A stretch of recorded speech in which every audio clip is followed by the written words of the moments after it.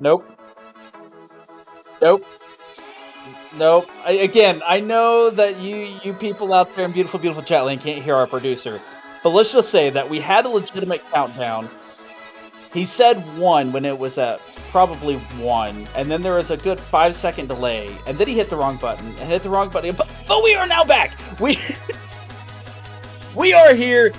We have our second match of the night. It's going to be a 2v2 matchup between Ohayou, the number 2 seed, and the number 7 seed bye week. So a little bit different as far as seedings, but we still got that pretty big underdog there. Is Ohayou, they're 6-1 coming in here, Gator, and bye week. For starters, I love the name, but 4-3. But have you seen the goal discrepancy between these two teams?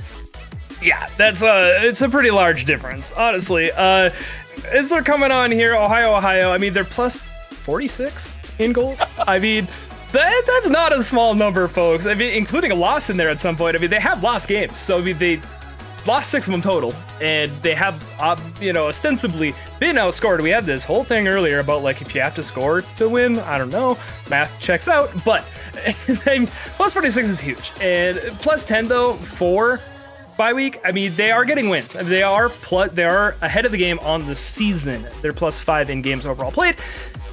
We've saw earlier that there's absolutely a push that can be made from these lower ranked teams, and especially when you get into 2v2, in my opinion, it's one of the more interesting matchups when you're talking about, like, ranking discrepancy coming into it, because if you have 3 players versus 3 players and all 3 are a little bit better, then it's usually evens itself up. But 2v2, I mean, you're taking away a third of the pitch entirely, and you're adding a lot more potential chaos into it as well. So I wouldn't be surprised to see bye week come out swinging, maybe fool their opponent into giving them a freebie. I don't think it's going to happen, considering we have contacted the teams to make sure they're going to play. But it'll be interesting. I anticipate a lot of offense coming up from Ohayou, though. So there's something to be said about the an offensive Ohayou, but I'm not going to say it. Yeah, listen, that's in Big Ten countries. I'm sitting here with my Purdue hat and the boiler up back there. Yeah, we're not going to talk about them. All right, I know you're out there in Big 12 country and got Mountain West. Put some respect. yeah, it's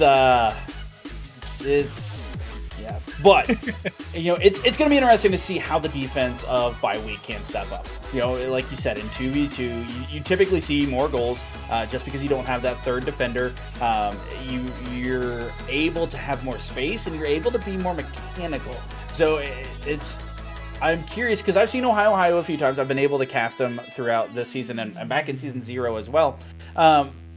They can do it all. I mean, you will see some plays that they absolutely pop off. Their one downfall is they will go all out for them, and their best defense is a fantastic offense. If they continue to score and put the pressure on, they're going to do great. But they are very susceptible. If a team can get up in the air and challenge them and win a 50, they're very susceptible to some easy transition goals back the other way. And that's what bye week has to take advantage of. They need to get up, get early challenges. And it's a lot like we were talking about in our last series. Make those challenges happen at midfield. Don't let them get up in the air and have some space. Don't let them dribble it up the field. You need to assert dominance, put the pressure on, don't lollygag around, and you should be all right.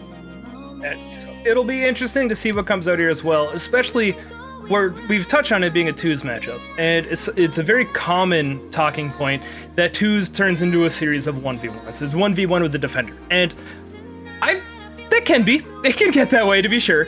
But successful 2v2 teams play with both players. They start getting the passing plays. They find the set plays. They find that chemistry, and they find the rotations that allow them to act as a unit and not just, a 1v1 with the defender, as I mentioned. So that's what's really going to be interesting here. Both of these teams have, they've had a lot of experience throughout the regular season, and one has scored more than the other. No doubt about that. But if bye week can get that chemistry going where they start getting more of that, designed type gameplay where the first save, it's not just getting the save and playing it to the corner, but getting that second or third touch that gets it to a teammate or gets it moving, gets it up into the air to what you were talking about. Those differences go a long way in twos. I would love to see that coming out from them. Time will tell when we get the series going, but I think that's going to be, in my opinion, that's going to be one of the biggest differences, is which team plays more like a twosome versus that series of 1v1s. The thing that you have to be careful about, especially in these 2v2s, when you're getting those passes, is not just lazily passing the ball around the corner. If there's somebody sitting at net or in net waiting, and you just pass it off that corner, and you're able to have that, oh, I can go for it moment, and you either hesitate or you go on it, and it's an easy cutoff open net back down the other way. You have to make sure you're very, very patient, because you don't, again, have that third defender back waiting, ready to save you if you have two people diving at the net. So it's a lot of tempered play, but we'll see how it all plays out here as we do have everybody on the pitch. Another best of 7, Ohayou versus Bye Week. And we'll see which one is gonna get the win. The double name, the double duo, is a 1-goal lead early on for Ohayou. Just this nice little catch and scoop up there from Wilf. Challenged by Peak Legend, couldn't quite get contact, so a hot start. But Brokefang, we were talking earlier as well about the effects that a 7-game series has, where, you know, things start hot, start cold, it can change over time. It'd be interesting if we see a really hot start here from Ohayou. Although on the Onsoon kickoff going the way of Bye Week. Yeah, and again, a lot of that just comes down to how are those turns. Game number 1, you're in the quarterfinals. You're playing up against a team that has just absolutely dominated on the offensive side, and showing why here early already in game number 1. And again, that's what I was talking about. You cannot just let them get up in the air and dribble it down. You have to challenge that early, because yeah, the first player didn't get the touch, but the second one is going to be there ready to follow up. They are hyper aggressive. There is a reason why they have scored 110 goals in 7 series. They've already scored 3 here in the first 36 seconds. They will not slow down. They continue to pepper the net, and again, they're just absolutely insane. You're scoring nearly 20 goals a series in a 6-1 record. That last one I will say a little bit of, I don't want to asterisk it because goals are goals. As Garrett S had the better kickoff, he just had a poor landing, and Wilf was driving straight at it. Obviously, it worked out better, and we're not going to take away a hat trick in 36 seconds. I mean, that's impressive on all accounts.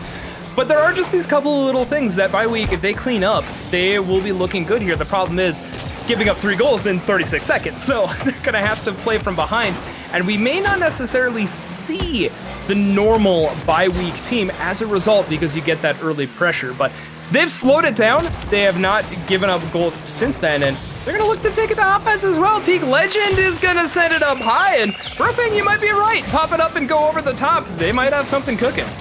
Yeah, nicely done there by Peak. Zero hesitation. And that's what you're going to have to do.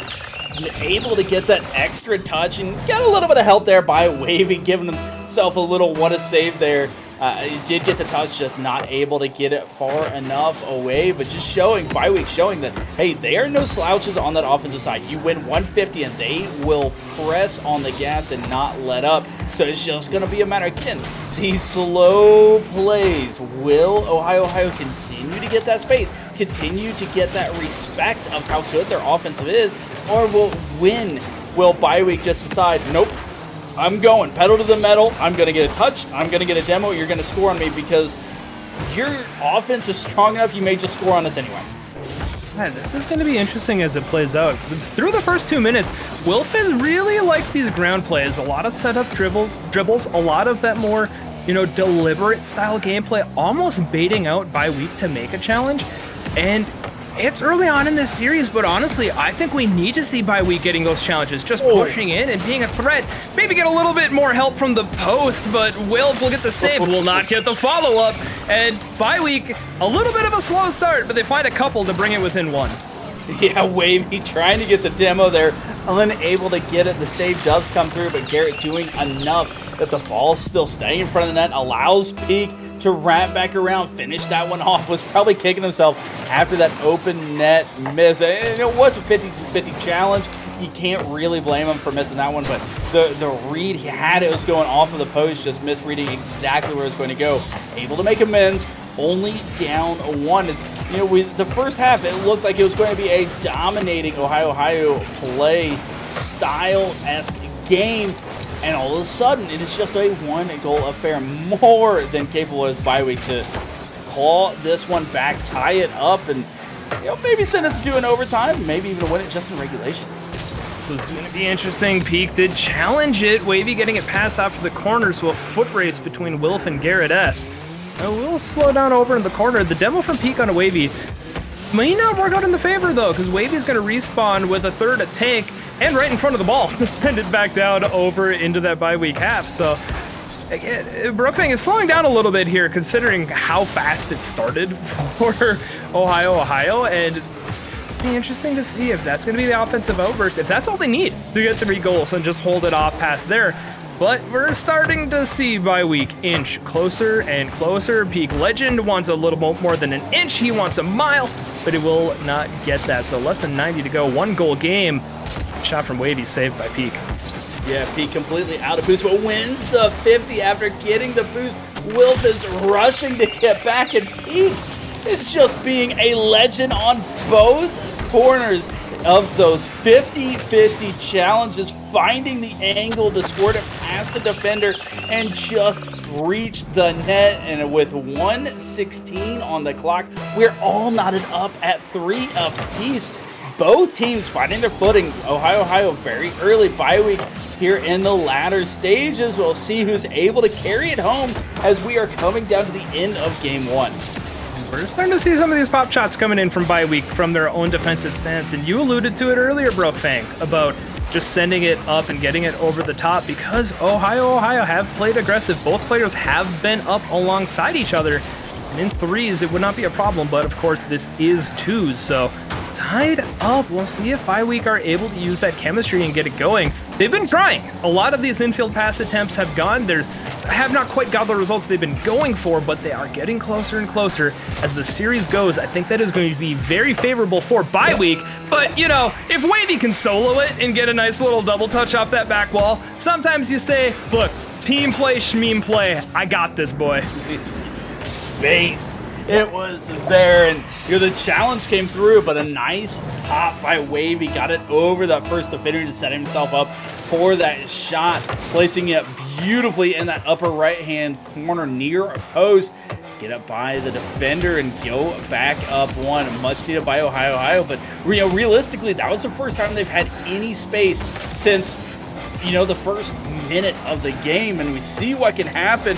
And for Bi-Week, I'm sure they're taking note of that as well, how dangerous the Ohayou squad is, but at the same point, it's not over yet. Still a little bit of time to be able to tie us up and send us into overtime. Peak throwing it into the corner, has a little bit of boost to work with, gets a flick to the back wall. Wilf there into the corner.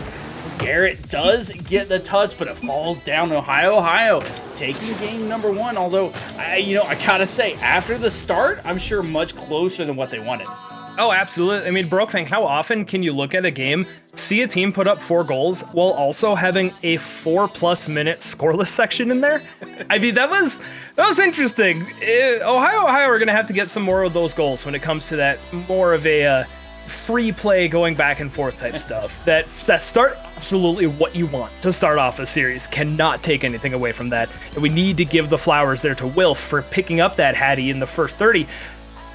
But after that, it really was leaning Bi-Week's way. It ultimately did not fall their way, but I would not be sleeping on them going throughout this series. They pulled it together very well. A lot of solidness coming out from Peak Legend. I am very curious to see how Game 2 goes. And you talked about having an asterisk next to that kickoff goal. If you take that kickoff goal away, that's a 3-3 scoreline. And we're heading into overtime, and just that little difference. One missed or messed up kickoff was the difference. Was that really what changed the game? I mean, looking at the stats, sure, you can call it, but that can be the difference between a win or a loss here with these two teams. And it's all about being solid. It's all about making good, clean touches and being able to read what the other team is doing. You see the space coming out again for Ohayou. The ball getting chased all the way down, and a beautiful dime by Wavy to set up Will for the first goal again. And that is how you find your teammate. That was a great play coming out. I do believe Garrett S. trying to get a pinch back, and again, a difficult position to be in, just does not get the bounce. And Wilf attacking and getting that pass throughout the corner. Very solid way of getting those passing plays up to set up a teammate. But one difference though, Brokefang, we've gone 30 seconds and they've only scored once compared to 3 goals in 36 seconds of game number 1. So a little bit of a slowdown, but still holding on to the lead are Ohayou. We'll get back onto defense here. I have liked the shift in rotations. We've already seen it here in the first 45 seconds. Playing a little bit more passively, having somebody back in the midfield, not wanting to let something lob up over the top. Yeah, and you look at stats. Okay, in game number 1, Ohayou got 3 goals the first 30 seconds and then got 1 for the rest of the game. So, if history repeats itself, this is a bye-week win. Let's go on to game number 3. It's tied up 1-1 in the series. I don't see anything that tells stats lay out, but Ohayou is going to make sure that doesn't happen. Still a relatively low-scoring game for them and a slowdown, and I feel like this has got to benefit bye-week's play style comparatively, and we'll see if it's just a matter of being able to convert. Conversion is really the key here, as we're seeing some deeper pushes coming in from bye week. They haven't been necessarily too threatening. They've been able to get back on defense and get possession. Peak, great case in point. He's actually going to go up the ceiling. Peak, you peeking, you pinching, but no, Wilf cutting it off. And we talked a bit about it in the earlier series, Brokefang, the psychological effects of seeing somebody even going for it, whether or not they can, but the fact that they are just gives that little bit saying, I gotta respect this. So, Peak, I love to see it. I want to see it happen at some point this series, but it hasn't happened yet. Still down 1-0. They've been chipping their way forward. They just have not found the back of the net yet. Yeah, and it's a nice job of both teams giving respect, but not giving a ton of space. They're able to get back on defense, but they're also getting up and challenging these touches, challenging these passes, and making sure that there's nothing free. We're not seeing these high pops onto the back wall. We're not seeing dribbles all the way up the pitch, being able to get a flick at any point that they want. They are rushing back. The one player is rushing back, the other is getting up in the faces, and that team play needs to continue. We talked about the team play on offense. It also needs to continue to happen on defense. Make sure you know that both players don't rotate all the way back, and all of a sudden you go from offense to the ball is at our net, and we have nobody attacking it, and they can do whatever they want.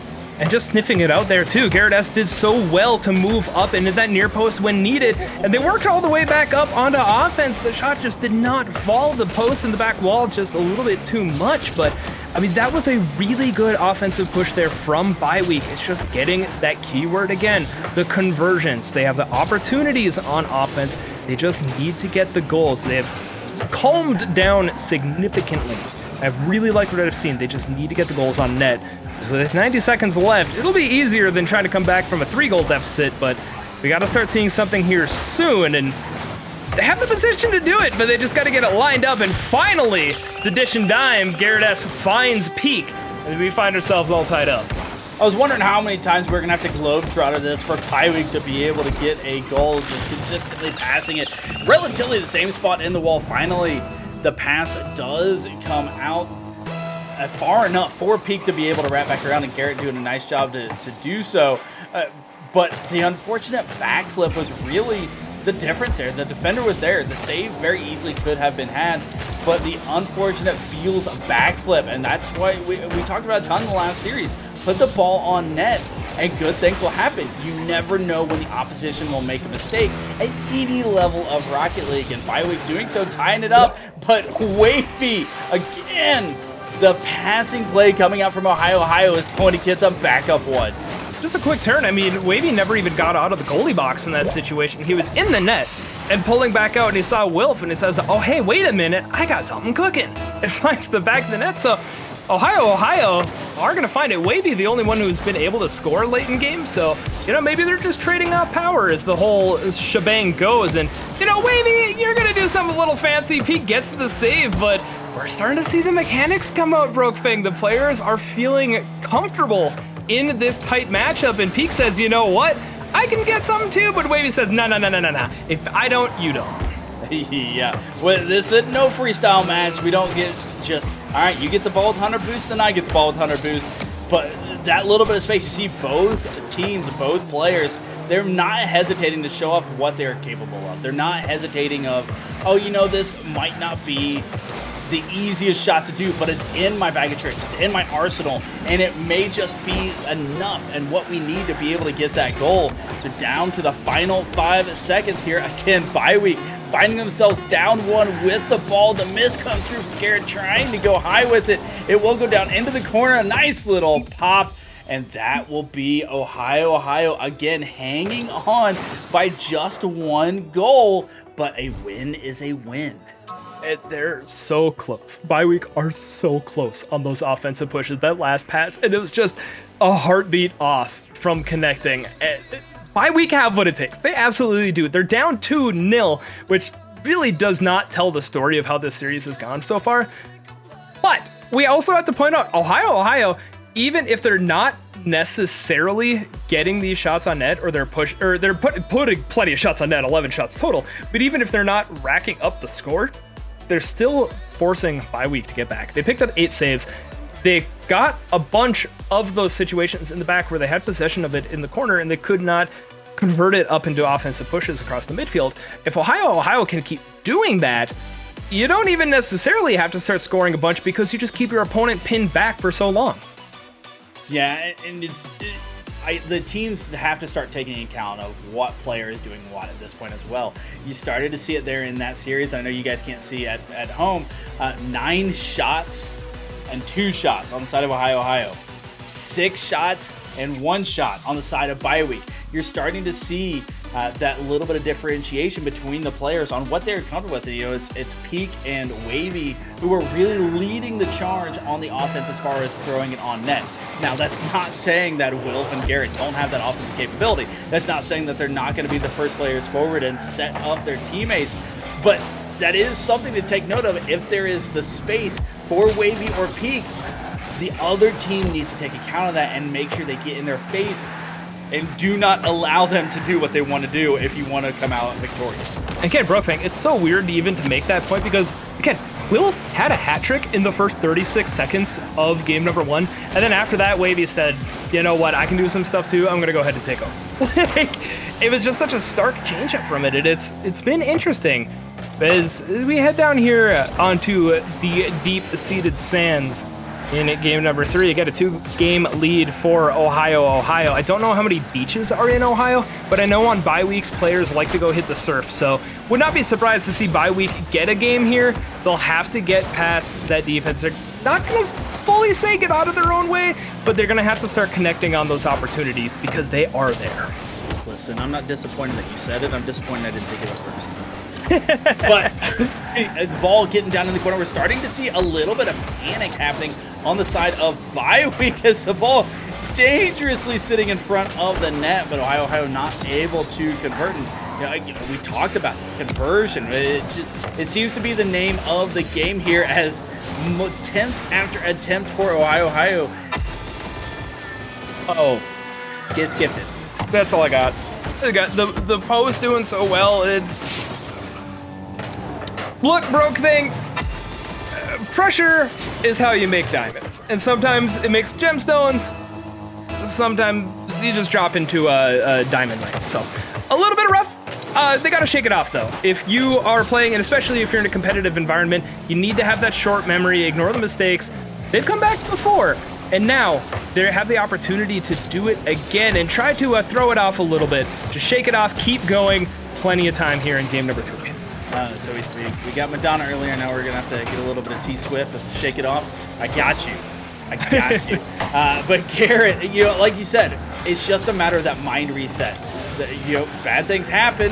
You just got to put them aside. You got to continue to play. You don't get that reset in the middle of the game.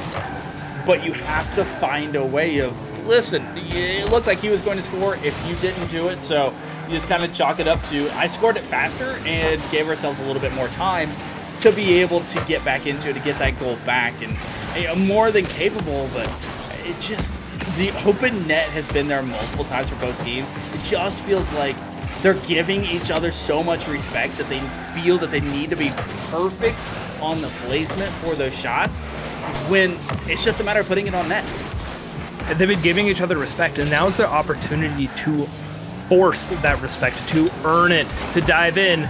Wavy is not going to get it, as Garrett S is going to pick up that save, but to your point, Brokefang, I mean, the situations have been there, and it's just getting that last couple of touches and getting the ones to put it on target and calming the nerves. Just continuing to play. You've gotten this far for a good reason. You didn't get into the playoffs by accident. So, less than 2 minutes to go here for bye week in game number 3. They're down. They are not out by any means.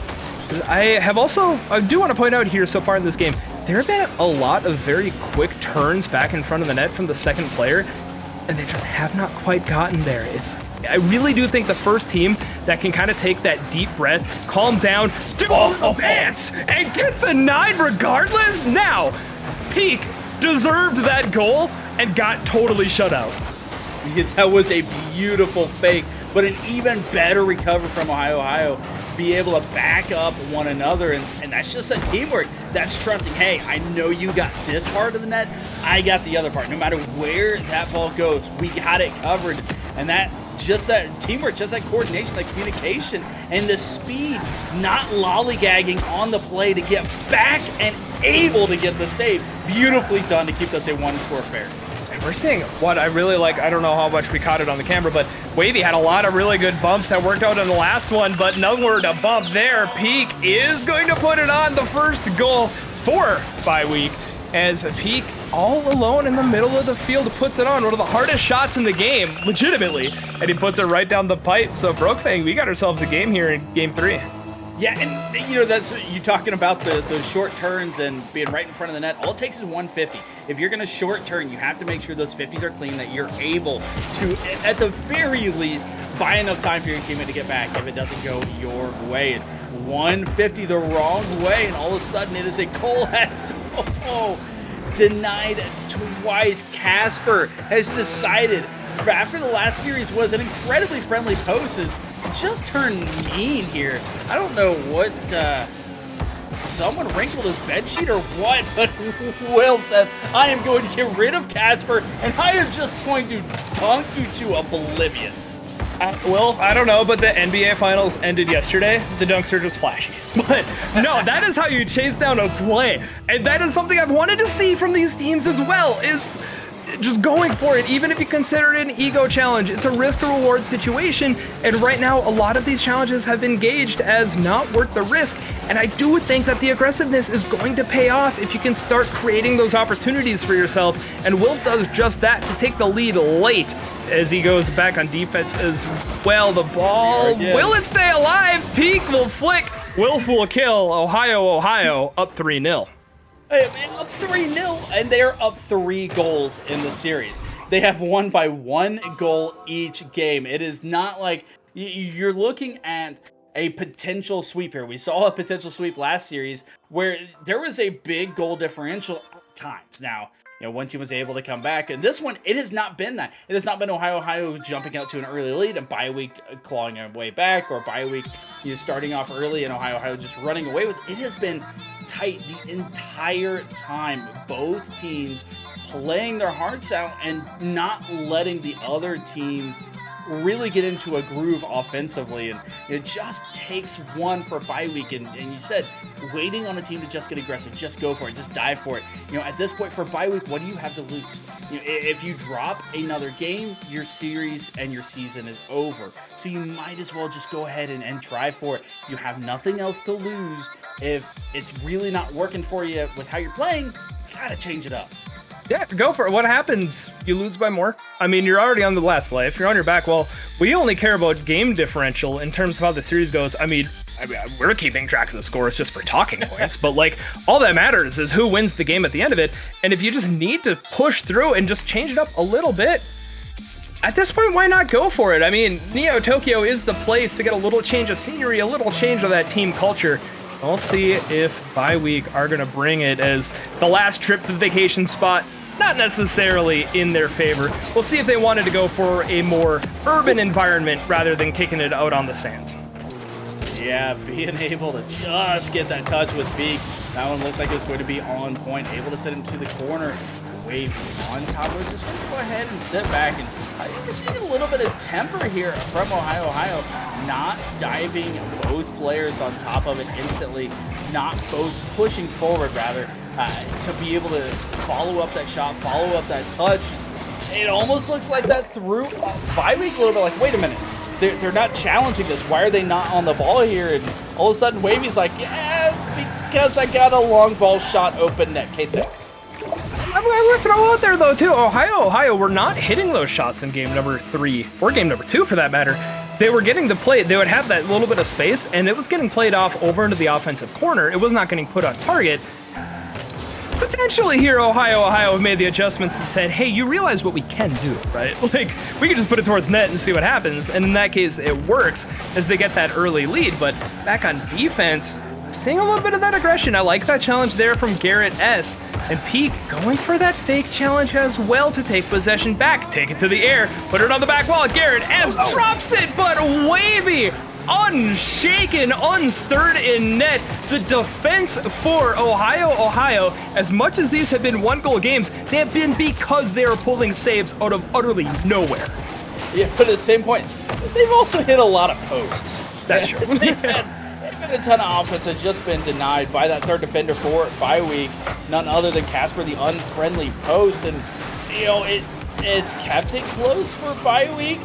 For Ohayou, you're 100% correct. Their defense, you know, the fake on the last game that the second player is able to come out of nowhere, the miss that somehow has enough momentum and speed to get back on top of it, get that save. It just, they're seemingly always there, always find a way. And then on the offense, multiple touches towards that back wall and finally getting an opening. It just takes 150. That one getting on by the defender, and it's an open net, relatively easy shot. Ohayou up 2. Bye week have 3 seconds to take a deep breath and remember the rotations on defense. I don't want to poo-poo them too hard. I don't want to come down on it too hard. The last couple of bits were double commits, trying to get back across the net, trying to get a touch, and it led to the defensive breakdowns. And for the most part, we haven't seen breakdowns getting that terribly punished this series, but there were a couple that were lined up there. So they got a little bit more than half the game. They've shown that they can get down onto offense. They just need to clean up that defense and see where they can go. Maybe see if Garrett S can pull a little 1v1, but no, is going to legally break the rule 1, mind you, because bumps are an okay way to do it, but says, you know what, I don't want any of that sauce. I don't want the juice. We're going back to a full squad. Listen, it may be legal, doesn't mean we have to like it. Yeah, but, you know, again, you can't blame them. You are on your last life here. You want to be full power. You want to have that trust and the ability to play with your teammate. And as someone who absolutely hates ones, I cannot fault them at all, and it works out for him. Listen, the Rocket League Karma God say, nope, that is 100% okay, as that bounce working out perfectly. Will trying to get the read there, but the placement from Peak is just better. Like, all I'm seeing is that ball don't lie, and I was right. So, no, he knew what he was doing, and he got Peak back out, and almost getting something on the kickoff as well. So, bye week, down by 1, 2 minutes to go, but Peak has possession. We've seen a bunch of different angles of attack from Peak as he's trying to get a double touch off there, but just could not quite get it on target, excuse me. And Wavy again taking it to the air. Wavy liking what I've been seeing as well. To your point earlier, Brokefang, they really got to keep an eye on who has the ball, because we are seeing a difference in terms of offensive skill levels. Defense, overall fairly balanced between all 4 players, but we are seeing a standout difference in terms of the offensive skill set. 95 seconds left. We'll see if bye week can find a couple of goals, pull some tricks out of their own bag, find a way to win this game. It feels like an eerie sense of deja vu. I feel like we've been in a 2-1 game, Ohayou up maybe once or twice before in this series. It's just going to be a matter of, can Ohayou break ahead, or can bye week find a way? And Ohio Wilf just faster to this ball. Well done putting it on point as well. You get to see the beautiful scenery of Neo Tokyo while that happened, but I assure you, the replay did say just faster. A little bit quicker, putting it on target, getting that 2-goal lead, which honestly, the way this series has gone, a 2-goal lead has to feel fairly comfortable. Ohio are trying to continue on here and trying to pick up a sweep here in the quarterfinals. Minute away from doing so, but we have seen comebacks before. We'll see if Bye Week can pull one off now. Yeah, it's going to have to come early, though. They need to be able to get this first goal. I don't want to say immediately, but it needs to be with at least 30 seconds left on the clock, I feel like. Because if your kickoff doesn't go your way, that's about how long it's going to take to get the possession back, get up the pitch, and give yourself that opportunity. They've had possession at the end of the games being down 1. And Ohio is just fantastic at turtling up on the defensive side and killing the ball. So they need to make sure there's a little bit of panic on that side. And it's just not working out for them here so far. Ohio doing a great job of the possession play. But that's a huge 50 by Bye Week. Just can't get on top of it in time. Yeah, just getting the final ones. And again, you said it earlier, Brokefang, the key word for this series is conversions, unfortunately. And, you know, maybe a little help there from the friendly post, as Wilf will put one more on for good measure. A well-fought series, and finally in Game 4, we're seeing some of that goal discrepancy that we had hyped up pre-series. All of these going 1-goal games, and we were talking about a plus 46 to a plus 10. And 1-goal game, 1-goal game, 1-goal game, and then it starts to open up here at the end. So Ohio are going to move on. We might get one more. No, it hits the ground. The series will end. Ohio winning 4-0. Yeah, congratulations to Ohio able to come out on top. But yeah, like you said, we were talking about this goal differential. The offense by Ohio has been absolutely impeccable all season long. And Bye Week, they did their damnedest to keep them stifled, be able to keep it close, give themselves a chance. Again, 1-goal games, and it's not like it was a 1-goal game when it was 8-7. It was 2-1. And had possession of the ball late and give themselves an opportunity. And huge props to Bye Week to be able to do that. Unfortunately for them, just wasn't quite enough in the end, as Ohio consistently, they found a way. You know, it might not have been pretty, it might not have been the way, but they found a way.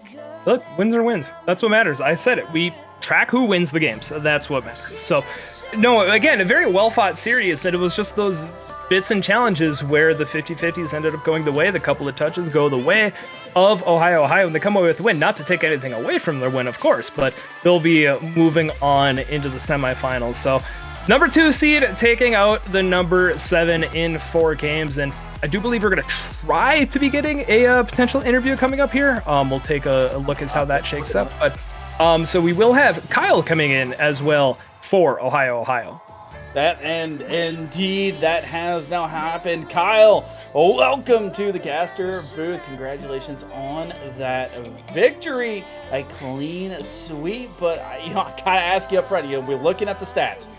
Ohio with a plus 40 goal differential, Bye Week with a plus 10 goal differential. What was the difference that they really stifled your offense there in the series? Well, actually, we decided to mix it up today. We played with our usual sub, Wilf, instead of me, but we wanted to mix up our play style, play farther back, because we know we've been giving up a lot of long shot goals, getting too aggro a little bit. All right, solid, fair enough. Sometimes that works out, and getting some experience in for the sub going into the playoffs as well. Can't deny that. It's solid. So, are you in a situation like that when you're going in? Are you listening, trying to help up the guys? Or I see you in the chat as well. I saw a couple of your comments, but like as you're watching the series go, obviously winning in a sweep, like what are you thinking as you're seeing your teammates play? Honestly, it was a little stressful. The first couple games we had, once in game 2, I got a message from Wilf that his controller died mid-game, so that was a fun one. We had the broken rule 1 in game 4. That was interesting. Check the tapes. It wasn't an illegal break. It was a legal break, but nobody and I likes went it. over it. But Nobody likes it still, I mean. True. Shoot. Yeah, no, it happens, but again, you guys able to come out on top. But Wilf being in there, is this strategic for looking forward? Is this something that, hey, one of you guys may not be available later? Or is this just a, hey, been playing well, doing all right, let's throw him in, let's see what happens, and you're still there if needed, if it starts going south, to be able to come back in?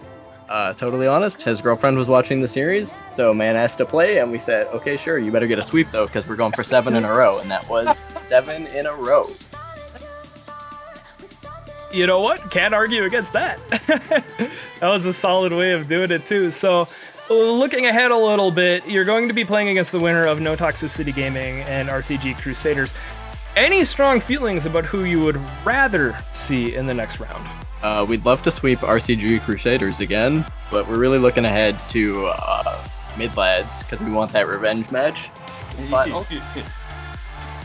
Yeah, definitely on your radar, but obviously can't look too far forward. Have to still win next week, but you guys are in the semifinals. Hey, Kyle, again, congratulations on the victory and appreciate your time here tonight. But before you go, floor is yours, man. Any shout outs you want to give?